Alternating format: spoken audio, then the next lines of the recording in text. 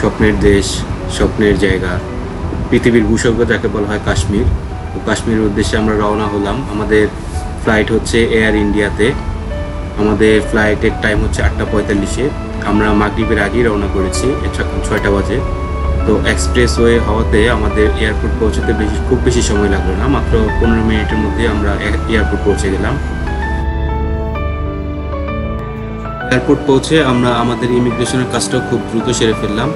দ্রুত ইমিগ্রেশন পার করে আমরা এই পাশে চলে আসলাম। এই পাশে এসে আমাদের ডিউটি ফ্রি কিছু শপ আছে, আমাদের দেশীয় প্রোডাক্ট দিয়ে যে সবগুলো করা, সবগুলো আমরা ঘুরে দেখলাম, কারণ আমাদের হাতে বেশ কিছু সময় আছে, 2 থেকে 2.5 ঘন্টা।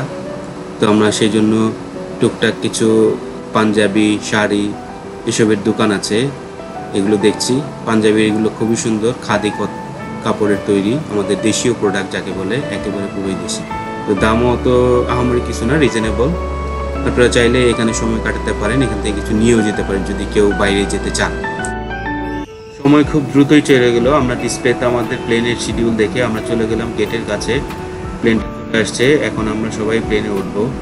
প্লেনটা মোটামুটি বেশ বড়, অনেক জায়গা। এক রোতে 3 জন, আরেক রোতে 3 জন, মোট এক রোতে 6 জন করে বসা যায়। তো প্লেনের ভিতর কিছু ম্যাগাজিন রাখা ছিল, ম্যাগাজিনের মধ্যে কয়েকটা খাবারের ছবি ছিল এবং একটা শেফের, ইন্ডিয়ান বড় শেফের ছবি ছিল। তো আমার ওয়াইফ একজন নিজেও শেফ, তাই সে এগুলো খুব মনোযোগ দিয়ে দেখছিল। তো দেখতে দেখতে আমাদের সময় হয়ে গেল, প্লেন ছেড়ে দিল। উপর থেকে ঢাকা শহরটাকে খুবই সুন্দর লাগছে দেখতে, পাখির চোখে যেরকম দেখা যায় ঠিক সেরকম। তো আমরা দেখতে দেখতে ঢাকা শহর, বাংলাদেশ পার হয়ে যাচ্ছি। আর কিছুক্ষণের মধ্যে আমাদের খাবার চলে আসলো। তো খাবার আমরা নন ভেজ অর্ডার করেছিলাম। নন ভেজের মধ্যে রুটি ছিল, পরোটা যেটাকে বলে একটা, ফ্রাইড চিকেন ছিল, ফ্রাইড রাইস ছিল, দই ছিল, তারপর ডেজার্টের মধ্যে একটা কেক ছিল। মান অতটা ভালো না, আবার খারাপও বলবো না, চলে। মোটামুটি খেলাম, খেয়ে আবার সব কিছু করতে করতে আমাদের সময় হয়ে গেল। আমরা চলে আসলাম খুব দ্রুতই, 2 ঘন্টা 20 মিনিটের ফ্লাইট ছিল আমাদের। খাবারগুলো দেখেন মানগুলো, একটা দইও ছিল, টক দই।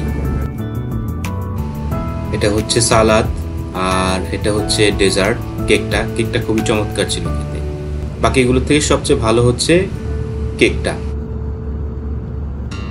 সময় চলে গেল, আমরা পৌঁছে গেলাম দিল্লি এয়ারপোর্টে আমাদেরকে প্লেন থেকে একটা মিনি বাসে করে আমাদের এয়ারপোর্টের ইমিগ্রেশনে নিয়ে গিয়েছে। তো আমরা ইমিগ্রেশনটা মোটামুটি বেশ বড়, দিল্লি এয়ারপোর্টটাও অনেক বড়, যেহেতু এটাই হচ্ছে ওদের রাজধানী যেটাকে বলে, দিল্লি হচ্ছে ওদের রাজধানী। তো দিল্লি থেকে সব কানেক্টিং ফ্লাইটই দিল্লি থেকে চলে যায়। তো আমরাও দিল্লি হয়ে তারপর আমরা কাশ্মীর যাব। তো এইখানে আমাদের 8 ঘন্টা অপেক্ষা করতে হয়েছে রাত্রে, যেহেতু আমরা রাত্রে এসেছি। ইমিগ্রেশন সেরে আমরা এখানে বসার খুব সুন্দর একটা স্পেস আছে, একটা মিনি মার্কেটের মতো আছে। তো এই স্পেসটা, এখানে সব কিছুর ব্যবস্থা আছে, আপনি চাইলে কেনাকাটা করতে পারেন, খেতে পারেন, ঘুমোতে পারেন, মোটামুটি সব কিছুরই ব্যবস্থা আছে। কারণ এখানে সব কানেক্টিং ফ্লাইটের লোকজনই এখানে অপেক্ষা করতে হয়। তো 24 ঘন্টায় এখানে সব সময় সব কিছুর ব্যবস্থা থাকে। তো আমাদের প্লেন ছেড়ে দিল খুব সকালেই, ভোরে 7:30-এ ছিল আমাদের প্লেনের টাইম। তো আমরা সকালই প্লেনে উঠে গেলাম, প্লেনও ছেড়ে দিল। খুব দ্রুতই পৌঁছে গেলাম, কারণ দিল্লি থেকে কাশ্মীর আসতে 2 ঘন্টার ফ্লাইট। তো কাশ্মীরে ঠিক আমরা ঢুকে যাওয়ার পর উপর থেকে যে কীরকম লাগছে সত্যি আসলে বোঝানো যাবে না। দেখেন উপর থেকে বরফগুলো দেখা যাচ্ছে। আমরা যখন কাশ্মীরের কাছাকাছি চলে আসছি তখন বিমানবালা অ্যানাউন্স করে বলে দিয়েছিল যে আপনারা জানালা থেকে ভিউটা দেখতে পারবেন। তো আমরা খুবই চমৎকার ভিউটা দেখেছি, তো এই জন্য সবাইকে ধন্যবাদ। আর আরও অ্যানাউন্স করে দিয়েছে যে কাশ্মীরের এয়ারপোর্টে কোনো রকম মোবাইল, ভিডিও, ছবি তোলা সব কিছুই নিষেধ। তা আমরাও তেমন কিছু করতে পারিনি। কাশ্মীর এয়ারপোর্ট নেমে যা শুধু বের হওয়ার সময় ওয়েলকাম টু কাশ্মীর লেখাটার এই জায়গাটুকু একটু ভিডিও করেছিলাম। তো পৌঁছে গেলাম আমরা সময় মতোই। ওয়েলকাম টু কাশ্মীর, দেখা হচ্ছে ইনশাআল্লাহ। কাশ্মীর এয়ারপোর্টের বাইরে আমাদের জন্য আমাদের গাড়ি অপেক্ষা করছিল। আমরা গাড়ি রিজার্ভ করে এসেছিলাম। আমরা 5 দিনের একটা প্যাকেজ নিয়েছিলাম আমাদের পরিচিত এক ভাইয়ের কাছ থেকে। উনি কাশ্মীরের স্থানীয় লোকাল যাকে বলে।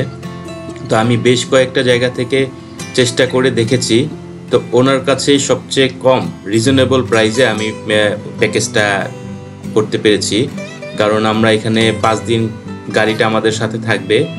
আর উনি আমাদেরকে পেহেলগাম যাওয়ার যে রাস্তাটা দেখেন, রাস্তার পাশেই লিডার নদী বয়ে গেছে। তো ওয়েলকাম টু পেহেলগাম সাইনবোর্ড আছে। সাইনবোর্ড পার হওয়ার পরেই একটা মসজিদ চোখে পড়লো। মসজিদটা খুবই চমৎকার দেখতে, খুবই সুন্দর লাগছে এবং রাস্তাঘাটগুলো খুবই পরিষ্কার, পাহাড়ের উপর দিয়ে রাস্তাঘাটগুলো করা। আমরা আসলে প্রথমে নেমেই যে ক্লান্তি ছিল, সারা রাতের যে জার্নি, আমরা আসলে সব কিছু ভুলে গিয়েছি এত সুন্দর পরিবেশ দেখে। মানে রাস্তাগুলো এবং পাশে যে লিডার নদী, এর পাশ দিয়ে রাস্তাটা করে পাহাড়ের মাঝখান দিয়ে যাচ্ছি। আর পেহেলগাম যে মার্কেটটা দেখেন, মার্কেটটাও মোটামুটি খুব সুন্দর। তো সব কিছুই গোছালো, আমাদের কাছে মনে হচ্ছে আসলে ভালোই কাটবে সময়গুলো। তা আলহামদুলিল্লাহ আমাদের সময়গুলো খুব ভালোই কেটেছে। আমরা খুব ভালো একটা মানুষের সাথে প্যাকেজটা ঠিক করেছিলাম। ওনার ব্যবহার এবং ড্রাইভার ভাইয়ের ব্যবহার খুবই চমৎকার, সব মিলিয়ে খুবই ভালো সময় কাটিয়েছি। দেখতে দেখতে আমরা চলে আসলাম আমাদের হোটেলে। হোটেলটা আমরা নিজেরাই চুজ করে দিয়েছিলাম, উনি শুধু অ্যামাউন্টটা উনি ফিক্স করে দিয়েছে। কারণ আমি ওয়েবসাইট থেকে বেশ কয়েকটা হোটেল দেখেছি, এর মধ্যে এটাই খুব ভালো লেগেছে আমার কাছে। আমাদের পৌঁছতে দুপুর হয়ে গিয়েছিল, তো আমরা বেশি দেরি করিনি। লাঞ্চ সেরেই আমরা ঘোড়া রিজার্ভ করেছি। ঘোড়া আমাদের হোটেলের সামনেই চলে আসছিল।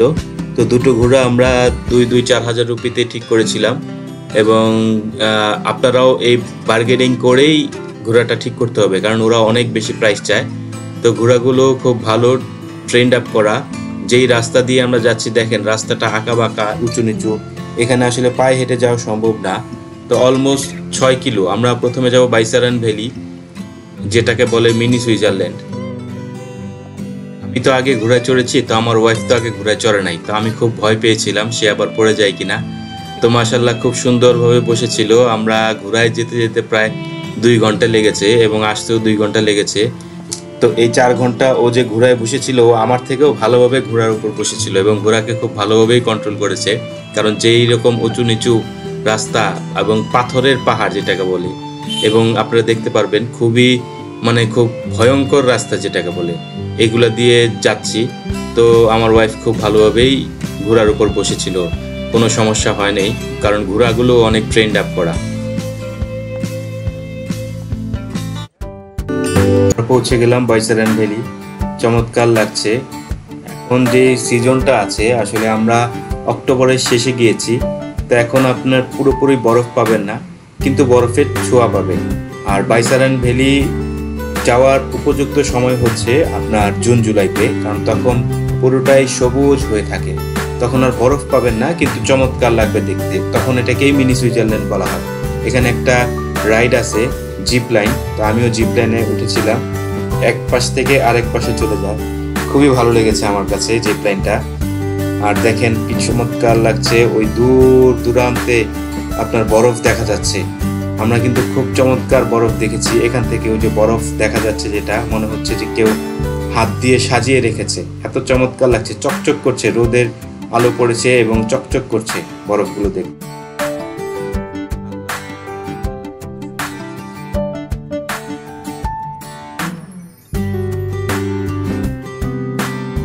আমাদের ফিরে আসতে আসতে রাত হয়ে গেল। দেখেন রাতে আমাদের আইসল্যান্ড এবং এর পাশে লিডার নদী, চমৎকার লাগছে। ওদের আপ্যায়নও খুব ভালো ছিল এবং ওদের খাবারগুলো খুব ভালো ছিল। আমরা একমাত্র এই হোটেলেই খাবার সহ বুক করেছিলাম, কারণ পেহেলগামে খাবার অতটা নাই, হোটেলও অতটা নাই। এজন্য আমি আগে থেকেই সবকিছু ওয়েবসাইট থেকে দেখে জেনেই আমি খাবার সহ এটাতে বুক করতে বলেছিলাম।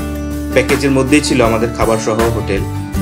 আর এজন্য আমাদের কোনো টেনশনে ছিল না। বাইরে বসার জায়গা আছে দেখেন, এবং এখান থেকে পাশ থেকে যে লিডার নদীটা বয়ে গেছে, নদীর যে চমৎকার একটি শব্দ, সারা রাত আমরা আসলে রুম থেকেই আমাদের এই শব্দটা পেয়েছি এবং খুবই চমৎকার লেগেছে। খুব ভালো একটা সময় কাটিয়েছি একটা রাত পেহেলগামে। পেহেলগামটা অনেক সুন্দর, আপনি এক রাত না থাকলে এখানকার সৌন্দর্যটা উপভোগ করতে পারবেন না। তো এক রাত থাকাটা খুবই ভালো। আর যদি পারেন লিডার নদীর পাশে যদি কোনো হোটেল পারেন ঠিক করতে, সেটা আরও ভালো হয়। তো এই হোটেলটা হচ্ছে হোটেল আইসল্যান্ড।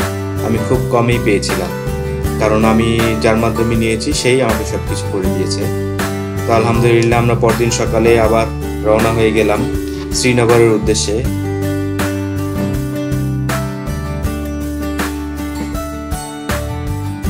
পেহেলগামের রাস্তার ধারে আপনার রাস্তার পাশেই আপেল বাগান রয়েছে। ওদের আপেলটা এখানে খুবই চমৎকার এবং এখান থেকে ফ্রেশ আপেল গাছ থেকে পেড়ে আপনাকে জুস বানিয়ে দিবে। আমরা খেয়েছিলাম জুস 100 টাকা গ্লাস, আবার নিয়েও গিয়েছিলাম। এতই ফ্রেশ, এখানে কোনো কেমিক্যাল, কোনো চিনি, কোনো কিছু নাই। আপনার চোখের সামনেই আপেল গাছ থেকে পেড়ে আপনাকে ফ্রেশ জুস বানিয়ে দেবে, মানে খুবই চমৎকার স্বাদ। তারপর আবার রাস্তার ধারে আপনি অনেক ড্রাই ফ্রুটসের দোকান পাবেন। তো আমরা একটা ড্রাই ফ্রুটসের দোকানে ঢুকেছিলাম, যেটা হলো জামিনদার কেশার হাউস, যেটা খুবই সুন্দর এবং মানও খুব ভালো, প্রাইসও অনেক কম নিয়েছে। এখান থেকে আপনি কার্ডেও পারচেস করতে পারবেন এবং ক্যাশও পারচেস করতে পারবেন। তো আমরা টুকটাক অনেক কিছুই নিয়েছি, মানও খুব ভালো। আমরা অরিজিনাল কেশর নিয়েছি, আমরা অনেকগুলো ড্রাই ফ্রুটস নিয়েছি এবং যে এগুলো যে এনেছি আমরা দেশে এনে মানে দেখলাম যে মান খুবই ভালো। আপনারা চাইলে এখান থেকে নিতে পারেন, জামিনদার কেশার মহল। তারপর আমরা শ্রীনগর পৌঁছে গেলাম। আজকে শ্রীনগর লোকাল সাইট সিইংটা করব, কারণ আজকে সারাদিন এই গাড়িতেই থাকবো। শ্রীনগর সাইট সিইং করে আমরা হোটেলে যাব, তারপর আমরা অন্যান্য জায়গায় আগামীকালকে যাব। মুঘল গার্ডেনে এন্ট্রি ফি ছিল 48 রুপি 2 জনের জন্য। তো আমরা ঢুকেই খুব ভালো একটা ভিউ দেখতে পেলাম। এখানে লোকাল যে কাশ্মীরি শাল বলেন, আপনার ড্রেস বলেন, এখানে ছোটখাটো কিছু দোকান আছে।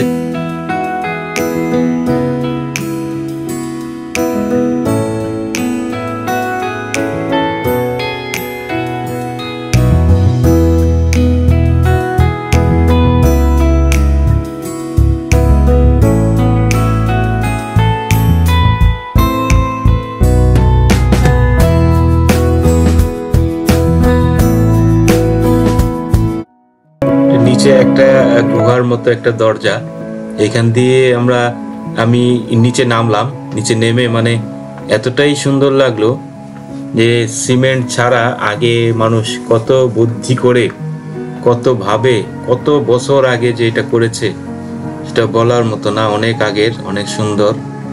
এখান থেকে দেখুন এক একটা দরজা মনে হচ্ছে যে এক একটা, কি বলবো, মানে এত সুন্দর করে সাজানো, এখনো কিছুই হয়নি। শত শত বছর আগের করা এই মহলটা।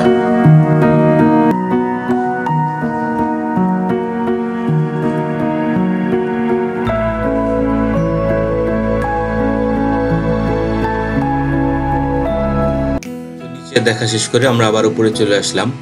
উপর থেকে ভিউটা দেখেন কত চমৎকার লাগছে। পরিমহলটা অনেক উঁচুতে, মুঘল গার্ডেন পরিমহল একসাথেই, তো অনেক উঁচুতে। এখান থেকে নিচে অনেক সুন্দর চমৎকার লাগে শ্রীনগরটা। আর উপরে দেখেন মনে হচ্ছে বরফ পড়ে আছে উপরে। আমরা যে সময় এসেছি এই সময়টাতে বরফও পেয়েছি, কুয়াশা এবং অনেক ঠান্ডা। কি ঠান্ডা বলবো আসলে, এখনই এরকম ঠান্ডা, আর ভালো ঠান্ডার সময় যে কি অবস্থা হয় আল্লাহ জানে। আমরা সেই সময় আসলে মনে হয় আমরা টিকতেই পারবো না। এবং গাছগুলো দেখেন কি চমৎকার লাগছে, কুয়াশা ঢেকে গিয়েছে।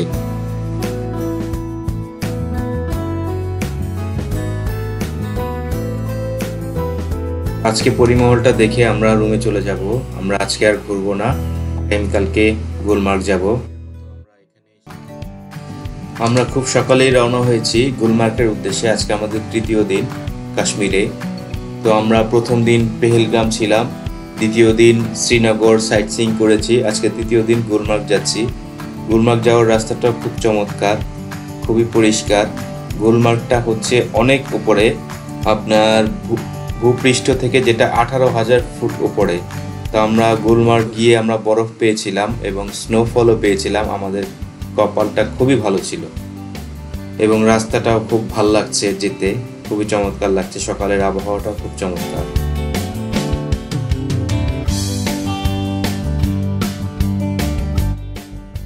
গুলমার্গ পৌঁছে গেলাম। গুলমার্গ পৌঁছে আমরা প্রথমে একটা ভুল করেছিলাম। আমাদের গাড়ি যেখানে রাখে সেখান থেকে গুলমার্গের যে স্পটটা, যেখান থেকে আমরা কেবল কারে করে উঠবো, সেই কেবল কারে যাওয়ার রাস্তাটা খুবই অল্প রাস্তা। তো আমরা আসলে চিনি না বলে আমরা দুটো ঘোড়া ঠিক করেছিলাম। দুটো ঘোড়ার ভাড়া নিয়েছিল আমাদেরকে 1000 রুপি।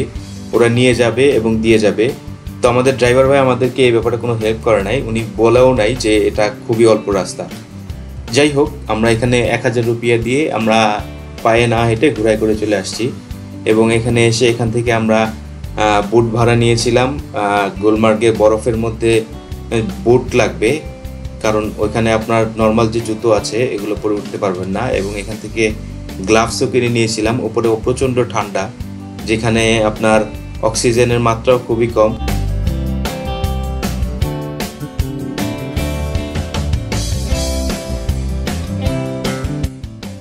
গুলমার্গে যাওয়ার জন্য প্রথমেই আপনাকে এখান থেকে চেকপোস্ট থেকে চেক করে দিবে, তারপর আপনারা চলে যাবেন ফার্স্ট ফেজে। ফার্স্ট ফেজ থেকে আপনারা যাবেন সেকেন্ড ফেজে। তো এখন দেখেন এখানেই আইস পড়ে আছে, মনে হচ্ছে যে গতকাল রাত্রে এখানে তুষার হয়েছিল। তো বেশ এক্সাইটেড হয়ে গিয়েছিলাম আমরা এখানেই এত আইস দেখে। উপরে জানি কি অপেক্ষা করছে আমাদের জন্য। তো উপরে এসে দেখলাম লম্বা লাইন, দীর্ঘ লাইন। এখানে আমাদের প্রায় 1 থেকে 1.5 ঘন্টা চলে গেল চেক করার জন্য, ফার্স্ট ফেজে ওঠার। তারপর যাই হোক 1-1.5 ঘন্টা পরে আমরা উঠতে পেরেছি সে কাঙ্ক্ষিত রাইডে। আমরা পরেরটায় যাব। আমরা 2 জন, আমাদের সাথে আরো 2 জন হলে আমরা একটাতে উঠবো। আমরা এত গাদাগাদি করবো না।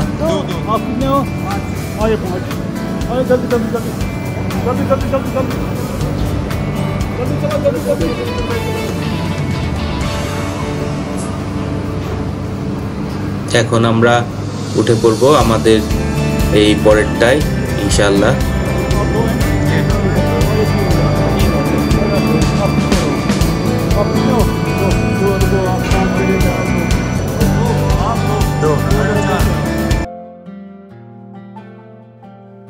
আমরা উঠে বসে পড়লাম, আমরা 2 জন এবং ইন্ডিয়ান আরো একটা কাপল ছিল, ওরাও 2 জন।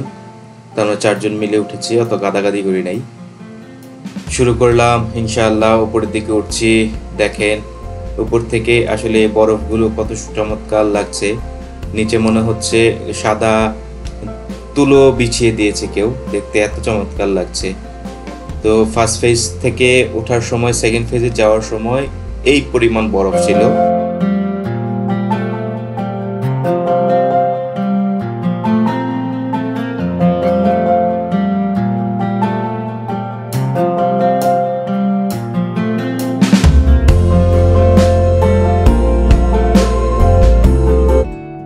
সেকেন্ড ফেজে চলে আসলাম আমরা খুবই তাড়াতাড়ি। সেকেন্ড ফেজে এসে আমরা আবার এখান থেকে লাইনে দাঁড়িয়ে উপরে উঠবো। তো সেকেন্ড ফেজে এসে আমরা একটা প্রবলেমে পড়েছিলাম। আমাদের যে টিকিটটা দিয়েছিল অনলাইন টিকিট, সেই টিকিটের বারকোডটা স্ক্যান করছিল না। এখানকার লোকজন খুবই ভালো, খুবই আন্তরিক, ওরা আমাকে হেল্প করেছে, আবার রি-ইস্যু করে টিকিটটা আমাকে আবার কনফার্ম করে দিয়েছে। তো যাই হোক, উপর থেকে দেখেন বরফগুলো খুবই চমৎকার লাগছে। এখান থেকে বরফ আরো সাদা লাগছে। ফার্স্ট পেজে যতটা কম দেখেছি, এখানে তার থেকে অনেক অনেক অনেক বেশি বরফ দিক। তো এখানেও আমরা একটা কাপল পেয়েছিলাম, সেই কাপলের সাথে আমরা উঠে গিয়েছি কেবল কারে। দেখেন আল্লাহ সুবহানাহু ওয়া তাআলা কত চমৎকার করে সাজিয়ে রেখেছে। পৌঁছে গেলাম আমরা সেকেন্ড ফেজে, এবং পৌঁছে আমরা খুব মনোমুগ্ধকর হয়ে গেলাম। দেখেন উনি এসে বসেই হাতে বরফ নিয়ে বসে পড়েছে।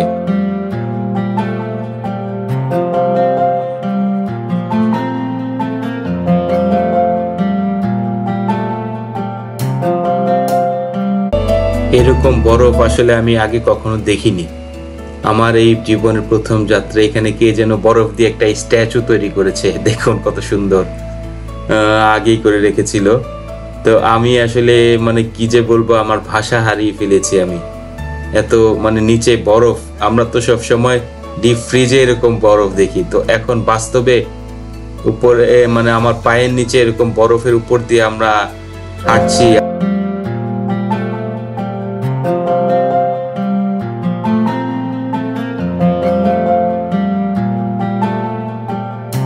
কিছুক্ষণের মধ্যেই তুষার শুরু হয়ে গেল। দেখেন তুষার পড়ছে, আরেকজন এক্সাইটেড হয়ে কি যে করবে, বরফ হাতে নিয়ে উপরে ছুঁড়ে মারছে। তার কিন্তু আসলে সমস্যা হয়েছিল, সে উপরে উঠে অক্সিজেনের অনেক সংকট হয়েছিল। তার প্রথমে খুব খারাপ লেগেছিল, তো এখন একটু ভালো লাগছে। তুষার দেখে তার সব ক্লান্তি দূর হয়ে গিয়েছে। কি চমৎকার লাগছে। আল্লাহ সুবহানাহু ওয়া তাআলা কত সৃষ্টি, কত কিছু করেছে। আমিও কম যাই না। দেখেন আমিও খুব এক্সাইটেড হয়ে গিয়েছিলাম। বরফের মধ্যে নিচে বরফ, উপরে তুষার হচ্ছে, বরফ পড়ছে, আমাদের জ্যাকেটের উপরে বরফ পড়ছে। আমি আবার বরফ ছুঁড়ে মারছি, খুব চমৎকার লাগছে।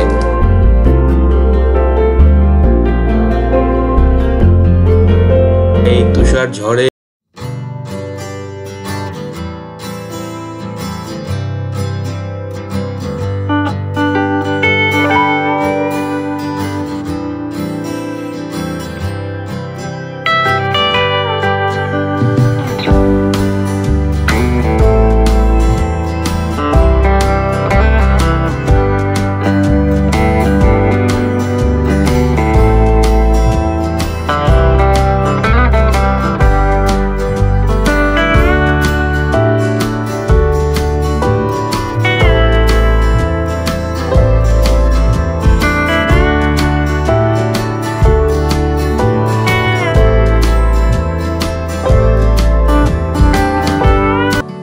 দেখা যাক। সোনমার্গে যাওয়ার রাস্তাটা আরো চমৎকার।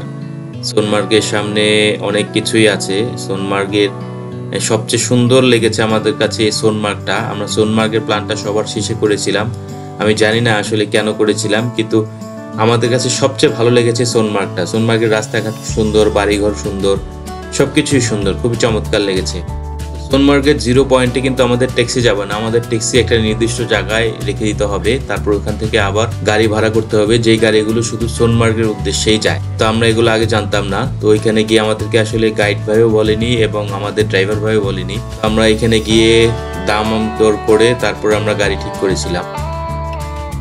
ঠিক করলাম সোনমার্গ থেকে 0 পয়েন্ট পর্যন্ত 4000 एटी 4000 अराउंड 4000 है।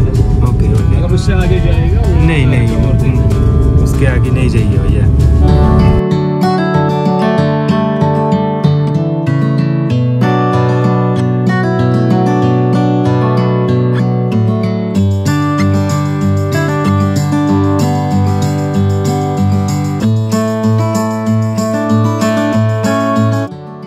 সোনমার্গ যাওয়ার রাস্তাটা আরো চমৎকার লাগছে। দেখেন এখান থেকে বরফ দেখা যাচ্ছে, পাহাড়ের পাশ দিয়ে উঠছি আমরা। তো এটাই হচ্ছে সোনমার্গ যাওয়ার রাস্তা এবং খুবই চমৎকার, যেটা পাহাড়ের পাশ দিয়ে যাচ্ছে। পাহাড়ের পাশে বরফ পড়ে আছে, দেখতে যে কি চমৎকার লাগছে আসলে বলে বোঝানো যাবে না।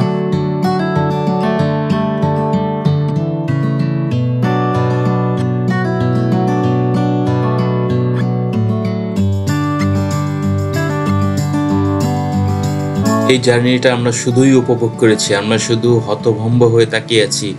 আল্লাহ কত সৃষ্টি, কি চমৎকার, পাহাড়ের পাশ দিয়ে যাচ্ছি এবং এখানকার রাস্তাগুলো কিভাবে করেছে ওরা, খুব চমৎকার ভাবে।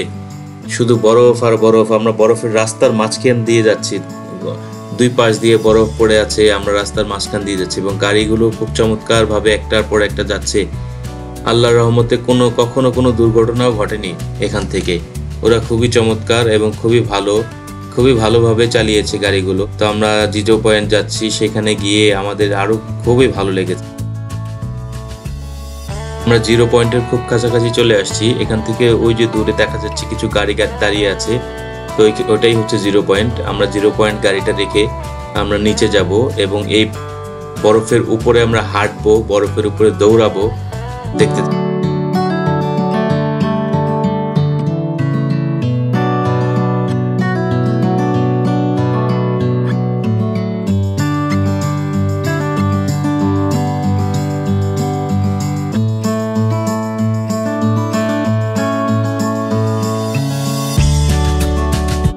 গাড়ি থেকে নেমে আমরা আসলে জ্ঞান হারিয়ে ফেলার মতো অবস্থা। এত বরফ দেখছি, এখানেও বুট ছেদে ছিল, তো আমরা এখানে বুট নেই, কারণ এখানে বরফের স্তরটা অত বেশি না, বুট পরার মতো না। তো আমাদের যে জুতো ছিল সেই জুতো পরেই আমরা নেমে গিয়েছি। বরফের চাদরে পুরো পাহাড়টা ঢেকে গিয়েছে, দেখতে যে কি চমৎকার লাগছে। দেখুন সাদা চকচক করছে, রোদ পড়েছে, রোদে সাদা চকচক করছে। এখানে পায়ের ছাপ আছে। তো আমরাও আসলে দিশেহারা হয়ে গিয়েছি, এত চমৎকার লাগছে বরফ দেখে। দেখেন হাতে বরফ নিয়ে আমি বরফ কসলাচ্ছি, মনে হচ্ছে যে আমি ডিপ ফ্রিজ থেকে বরফ হাতে নিয়ে খেলছি।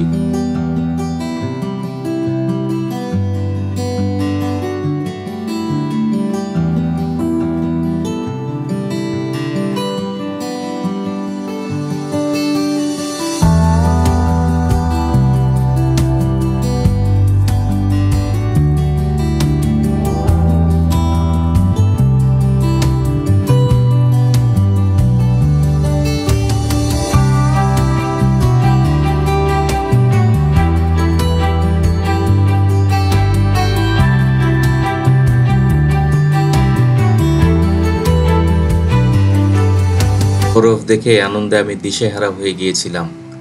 আসলে কি বলবো, এই কয়টা দিন কাশ্মীরে এত ভালো লেগেছে, আবার কবে যে আল্লাহ আমাদেরকে এত সুন্দর জায়গা ঘোরার তৌফিক দান করবে একমাত্র আল্লাহই জানে। তো আল্লাহর কাছে আবার শুকরিয়া, এখানে আল্লাহ এনেছে, দেখতে পেরেছি এবং ভবিষ্যতে যেন আমি আমার পুরো পরিবারকে নিয়ে আসতে পারি। আমি আমাদের বাচ্চাদেরকে রেখে আসছিলাম, ভেবেছিলাম যে তারা এটাকে নিতে পারবে না, এত বরফ, এত আইস। তো ইনশাআল্লাহ পরবর্তীতে আশা আছে আমাদের বাচ্চাদেরকে নিয়ে আসব, কারণ আল্লাহর এত সুন্দর সৃষ্টি নিজের চোখে না দেখলে আসলে বিশ্বাস হবে না। আর সোনমার্গ থেকে নামার যেই দৃশ্যটা সেটা আরো চমৎকার লেগেছে, এই জন্য আপনাদের সাথে শেয়ার করলাম। তো আল্লাহর রহমতে ইনশাল্লাহ আমরা চলে যাব, আমাদের নেক্সট উদ্দেশ্য হচ্ছে দিল্লি। কাশ্মীর খুব ভালো লাগলো, সবাই ভালো থাকবেন। আসসালামু আলাইকুম।